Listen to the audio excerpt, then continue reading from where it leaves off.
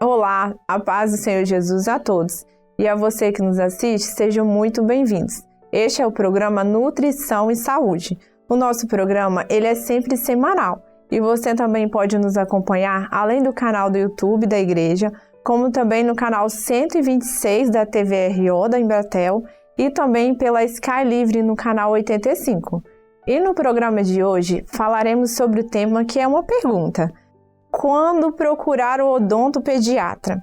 E para nos ajudar a entender esse tema, convidamos a odontopediatra, doutora Estela Costa. Seja muito bem-vinda, doutora. Muito obrigada, Bruna. É um prazer estar aqui com você, com todos que nos assistem também. Eu sou cirurgiã dentista por formação e sou pós-graduanda em odontopediatria. E o que a odontopediatra atende? É somente criança? O odontopediatra, é interessante essa pergunta, porque a gente começa, na verdade, desde o pré-natal odontológico. Então a gente já acompanha essa criança quando ela ainda está no útero. A gente tem essa consulta do pré-natal, depois a gente atende a criança, na nossa igreja a gente divide criança, intermediária e adolescente, né? A gente atende todas essas classes. Até a adolescência. É lógico que muitas vezes acontece desse paciente, às vezes até atingiu já a maioridade, mas como a gente cria um vínculo tão grande com o paciente, que a gente acaba atendendo esses pacientes depois de adulto também. Ai, que bom. E sobre o tema escovação? Vamos já começar, né? Quando que a gente começa a levar a primeira vez no dentista? É importante levar desde que nasça o primeiro dentinho. Porque a gente já vai criando esse ambiente da criança, do bebê, que no caso, quando nasce o primeiro dentinho, ainda é um bebê, né? Do bebê já vai acostumando com o ambiente do consultório, já vai acostumando com o dentista. Ali a mãe recebe as primeiras orientações também sobre como escovar esse dentinho do bebê, porque precisa escovar. Já tô até adiantando um assunto mais pra frente. Mas desde que nasce o primeiro dentinho, já é importante levar. E quando começar, então, essa escovação aí? Desde o primeiro dente, então, já começa. Isso aí. Algumas mães perguntam se antes de nascer o primeiro dentinho, durante o período de amamentação, se a gente precisa limpar a boquinha. Porque às vezes se amamenta, a linguinha fica sujinha fica meio branquinha, né? Mas nessa fase ainda não é preciso, não precisa limpar a boca do neném. Porque tem algumas substâncias até do leite que ficam na boca, que são importantes para a imunidade do bebê. Então, antes de nascer o primeiro dentinho, não precisa limpar. Agora, a partir do momento que nasceu o primeiro dentinho, começa a escovar esse dentinho. E uma dúvida, né? Quando a gente começa a escovar, usa pasta com flúor ou sem flúor? Com flúor. Sempre com flúor, acima de 1.100 ppm, que a gente chama. Todas as pastas atrás a gente consegue ver, tem 1.100 ppm de flúor. Porque é muito importante para proteger esse dente, porque esse dente vai ficar aí na boca até os primeiros começam a trocar ali 6, 7 aninhos, então fica bastante tempo. O que vai mudar vai ser a quantidade de pasta que a gente vai utilizar. Quando a criança é de 0 a 3 anos, a gente usa meio grão de arroz cru. É bem pouquinho mesmo, é uma sujeirinha de pasta. A partir de 3 a 6, a gente já usa 1 grão de arroz cru. E de 6 até adulto, a gente usa 1 grão de ervilha seca. Então, até a gente mesmo adulto, às vezes a gente usa demais. É bem pouquinho mesmo. E a dúvida, precisa usar o fio dental a criança? Precisa. Muitas mães perguntam, porque a criança ela tem os dentes muito espaçados, né? O que é muito bom, esse espaço entre os dentes é muito positivo. Mas, mesmo assim, precisa usar. Até para a criança ir habituando, isso virar um hábito. A gente sabe que muitas das coisas que a criança faz depois é porque veio um hábito desde a infância, desde a alimentação, né? A questão da seletividade alimentar, que não teve esse hábito. Então o fio dental também precisa ser um hábito para essa criança depois continuar sempre usando, até adulto. Muito bem. É importante, né? Você falou a questão até mesmo de troca de dente também, né? Que Isso. Feito durante a idade. Então é necessário então fazer esse uso do fio dental, né? Isso aí. Então, até quando a criança começa a trocar esses primeiros dentes, que tem uma fase muito importante, você até falou sobre a importância do fio dental, a gente falou, que é importante prestar atenção, porque quando a gente tem a dentição decídua, né, os dentes de leite, que a gente chama de dentição decídua, nós temos 20 dentes. E na dentição permanente, a gente já tem 32, quando a gente tem o siso, né? Vamos botar assim. Então, tem alguns dentes que não estão na dentição decídua. A gente tem uma diferença aí de 12 dentes. O que acontece? Quando tem um dentinho que nasce por trás do dente da criança, então ele não precisa que tenha um dente de leite cair para ele nascer. Ele nasce sozinho. E muitas vezes os pais não percebem esse dente nascendo. Porque como não caiu o dentinho, o pai fica olhando, dentinho caiu, tem que prestar atenção. Esse não, ele nasce sem precisar cair um dente. Então a gente precisa prestar atenção porque é muito fácil dele cariar por conta disso. Que às vezes o pai não presta atenção, a criança não percebe e ela não chega a escova até lá no final, até o último dente. Por isso é muito importante estar atento nesse período de troca de dente para observar esse dentinho nascendo. Nossa, é muito importante você falando aí, eu lembrei. Porque tem pais que acreditam que assim, como é de leite, não precisa escovar, né? Não precisa fazer aqueles hábitos, mas é importante, né? Muito fazer. Importante.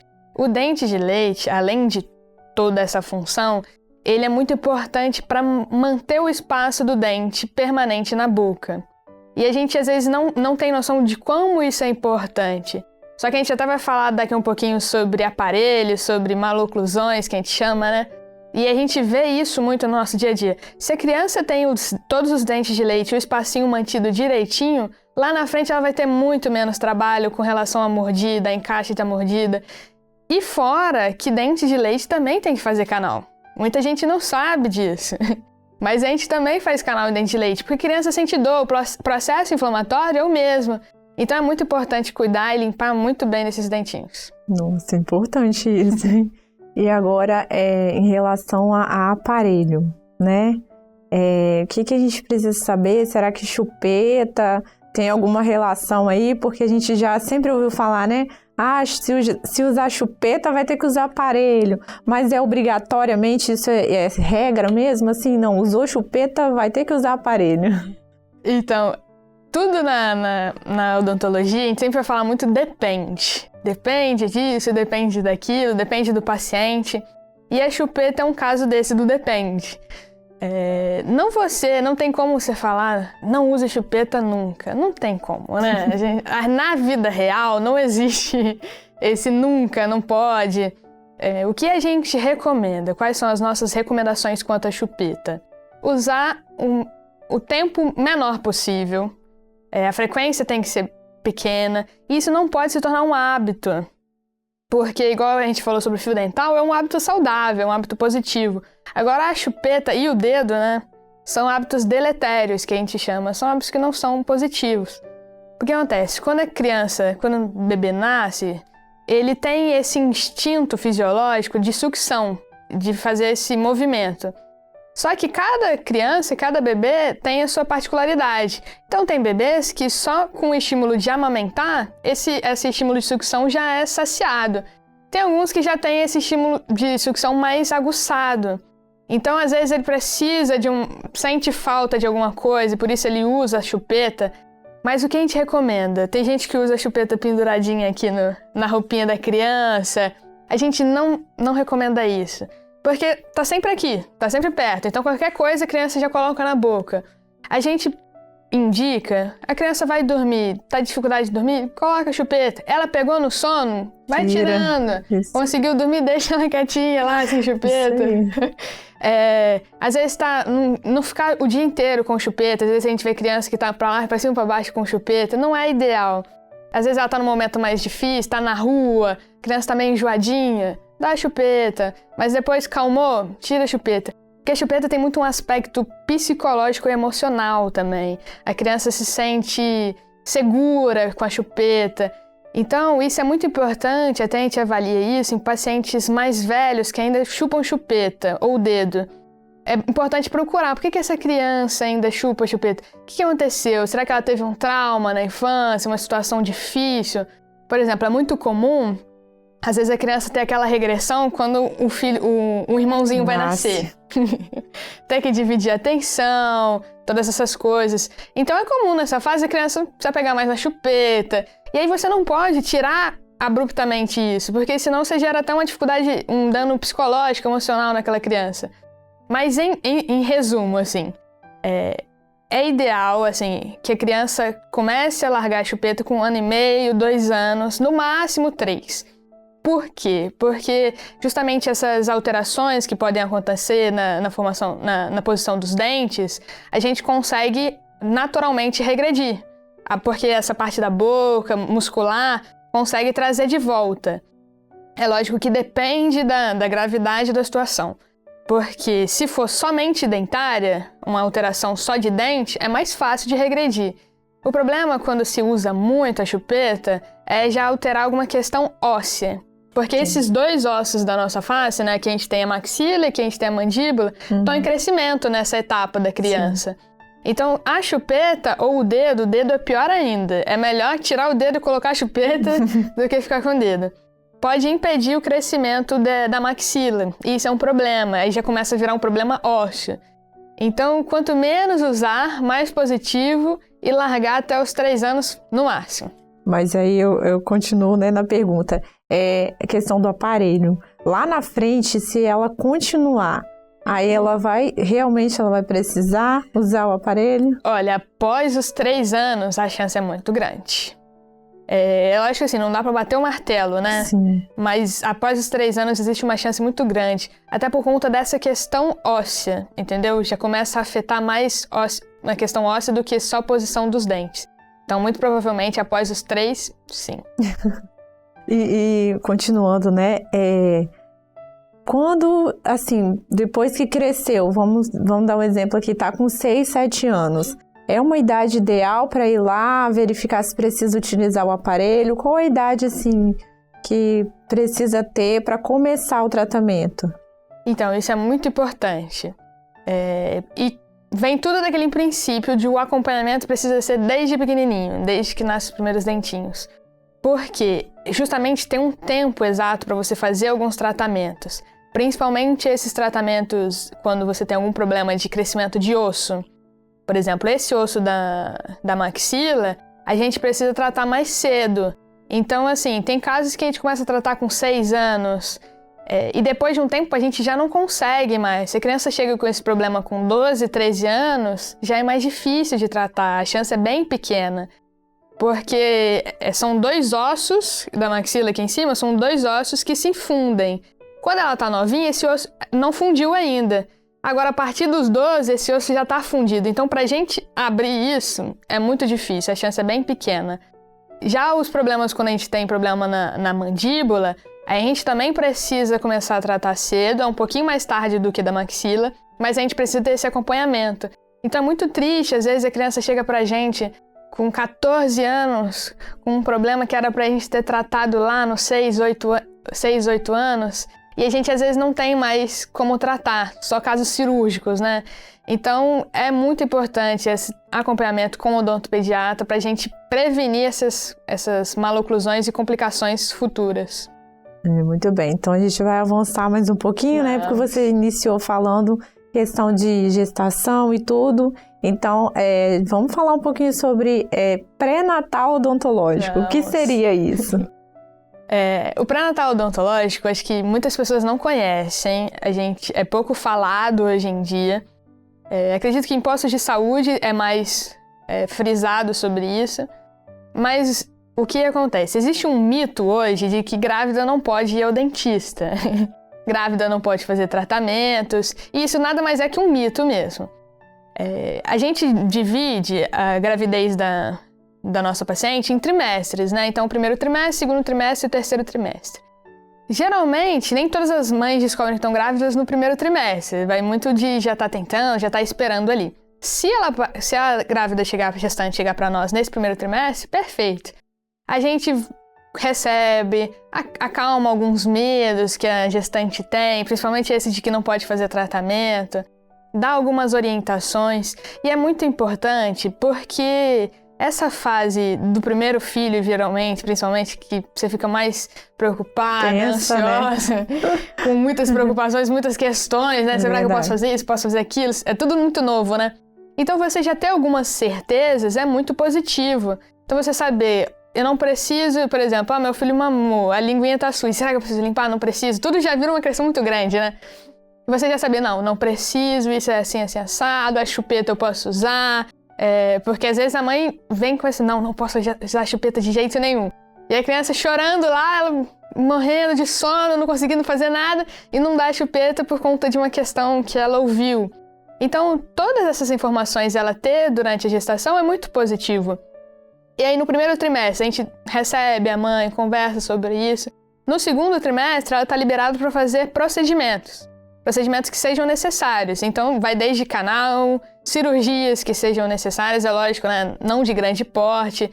Mas por quê? É mais importante essa mãe não estar sentindo dor do que não fazer esse procedimento, entendeu? Porque o estímulo da dor é negativo para ela e para o bebê. Libera hormônios negativos, né? Assim, que vão atrapalhar essa gestação. A questão de... A gente tem a gengivite, que é a inflamação da gengiva, que pode evoluir para uma periodontite, que é a inflamação que envolve o osso. Isso também é negativo para o bebê, porque é uma inflamação que está no corpo, né? A gente entende o corpo como um todo e a boca faz parte do corpo. Então, essa inflamação também não é positiva. Então, nesse segundo trimestre, a gente faz todos os procedimentos que sejam necessários. É lógico que aqueles que são eletivos, a gente não precisa fazer um clareamento. A gente não precisa fazer clareamento durante a gestação. A foto ia ficar mais bonita com o dentinho clareado, mas a gente faz depois, né? Não tem problema. Agora, esses a gente pode fazer. Então, assim, só para frisar, né? O procedimento, né? Se precisar fazer procedimento odontológico, a partir do segundo semestre... Segundo trimestre tá liberado. Segundo trimestre, ok. Grávida pode ir ao dentista, pode fazer procedimento. Precisa, na verdade. Precisa e tá liberado. E quais são as orientações aí que você dá em relação ao pré-natal? Isso. Então, todas essas informações, né, que a gente veio conversando ao longo do tempo acerca da... Por exemplo, nasceu o primeiro dentinho, é momento de ir ao dentista... A questão da amamentação, a gente tem algumas orientações também com relação à pega da amamentação. Às vezes a criança ali tá com alguma dificuldade, a gente ajuda, já dá algumas instruções antes, e se a mãe tiver com alguma dificuldade, a gente ajuda também. Hoje em dia a gente tem visto muito caso de frenectomia, que é quando faz a cirurgia da linguinha, da língua presa. Só que tem acontecido uma sobreindicação, ou seja, tem mais indicação acontecendo do que necessário. Muitas vezes não é necessário fazer frenectomia. A gente vê muito bebezinho fazendo e muitas vezes não é necessário.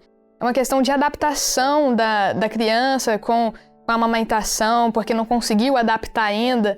E aí a gente vê já esse bebê sendo encaminhado para a cirurgia. Então essas informações a gente passa para a mãe antes. Porque assim, quando você começa a amamentar, não consegue amamentar, a criança não consegue ser nutrida, a mãe acaba ficando desesperada, vai ficando nervosa.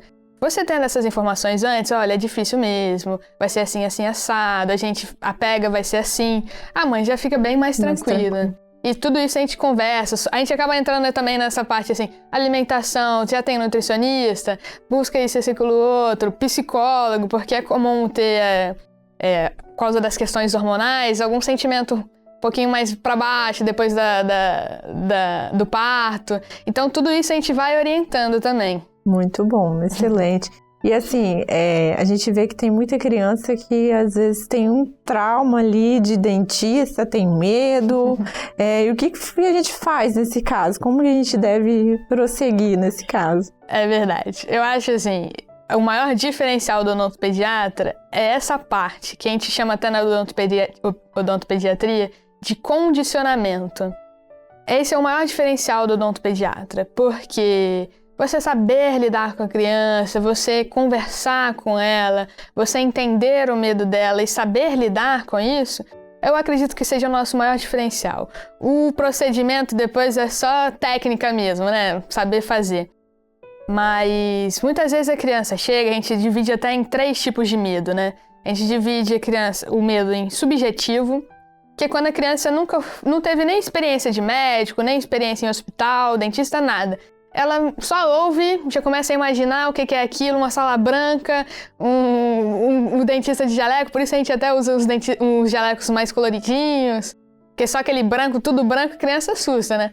Esse é o medo subjetivo, que a criança não teve nenhuma experiência, ela só vai criando, né? A gente tem um objetivo indireto, que é quando a criança já ficou internada, já foi no médico e não teve uma experiência muito positiva às vezes. E a gente tem um objetivo direto, que é quando a criança foi ao dentista e teve uma experiência negativa lá. Então a gente procura saber isso na anamnese pra gente entender aquela criança, por que aquela criança está assim. E a partir daí, a gente vai criando técnicas. Às vezes a gente precisa de sessões só de condicionamento, de receber aquela criança. Às vezes entrar na recepção já é um ganho para aquele dia. Só ela entrar, sentar, já é um ganho, dependendo do medo da criança, né? Às vezes sentar na cadeira, conversar, escovar o dentinho, ela ir acostumando com aquele ambiente, já é uma vitória para aquela criança. Por isso que a gente sempre bate na tecla de levar o quanto antes. Porque quando você leva cedo, a criança tem uma experiência positiva, ela nunca vai ter medo. A gente vê muito isso hoje em dia. Eu pego pacientes adultos hoje que têm muito medo de dentista. Eu pego vários pacientes com medo de dentista, adultos. Porque a experiência, quando criança, foi negativa, foi traumática. E hoje a gente já vê uma geração que tem acompanhamento odontopediatra desde novinho, que eles vão tranquilos pro dentista. Eles ganham brinde depois, então eles querem o brinde, não querem nem me ver, só querem um presente. Então eles já chegam falando do presente, não sei o quê. Então é uma experiência muito positiva. Eu acho que é importante isso, né, esperar o momento da criança, né? Sim. De tudo, né, do trabalho que tem que ser feito. Exatamente. Você tem que esperar o momento da criança ali para quando ele se sentir à vontade, aí sim já vai para outra etapa que você comentou, né? Na pediatria, na odontopediatria, a gente vê muito essa criança, a gente tenta entender sempre essa criança. Criança chora, às vezes, por que essa criança está chorando? Tem um motivo. A questão do tempo de cadeira que a gente fala. A criança tem um tempo que é bem menor que o nosso. Às vezes a gente tá lá, às vezes a gente cansa também de ficar de boca aberta, né? A gente que é adulto. Imagina que ela é criança. Então, às vezes, o pai quer que chegue lá e fala assim, ele tem 3 restaurações pra fazer, vamos fazer tudo hoje. Não dá, aquela criança às vezes aguenta fazer uma só. Então, a gente precisa entender esse tempo da criança mesmo. É verdade.